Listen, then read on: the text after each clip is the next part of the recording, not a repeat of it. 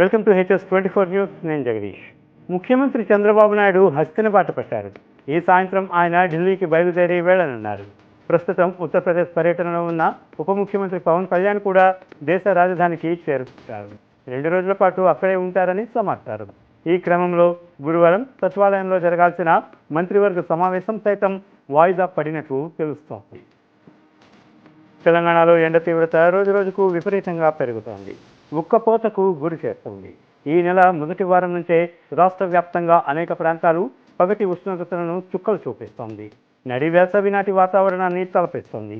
ఫిబ్రవరి తొలి అర్ధభాగంలోనే రాష్ట్రంలో సగటు ఉష్ణోగ్రత 35 నుంచి 37 డిగ్రీలుగా నమోదవుతుండడమే దీనికి నిదర్శనం. పశ్చిమ బెంగాల్ సీఎం మమతా బెనర్జీపై పవన్ కళ్యాణ్ ఆగ్రహం వ్యక్తం చేశారు. మహాకుంభమేళాపై పశ్చిమ బెంగాల్ సీఎం మమతా బెనర్జీ చేసిన వ్యాఖ్యలకు పవన్ కళ్యాణ్ కౌంటర్ ఇచ్చారు. ప్రయాగ్రాజ్ కుంభమేళాలో ఇటీవల జరిగిన తొక్కిసలాట సంఘటనలను ఉటంకిస్తూ మహాకుంభ్ను మృత్యుకుంభ్గా అని పశ్చిమ బెంగాల్ అసెంబ్లీలో సీఎం మమతా బెనర్జీ వ్యాఖ్యానించారు. మమతా బెనర్జీ చేసిన వ్యాఖ్యలపై పవన్ ఫైర్ అయ్యారు. BRS working president KTR Telangana CM Revanth రెడ్డిపై నిప్పులు చెరిగారు.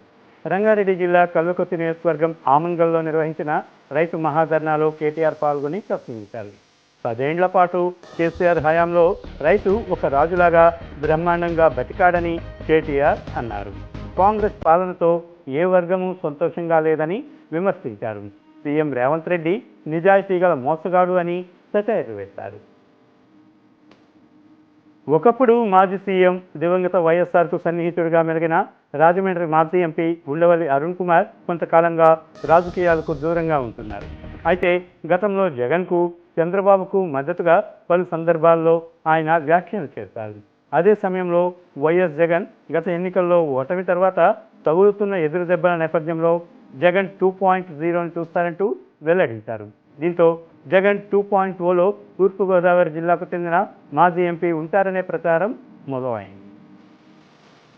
ఇవి ఇవాటి అప్డేట్. మరిన్ని అప్డేట్స్ కోసం keep watching HS24 news. Please subscribe, share, like.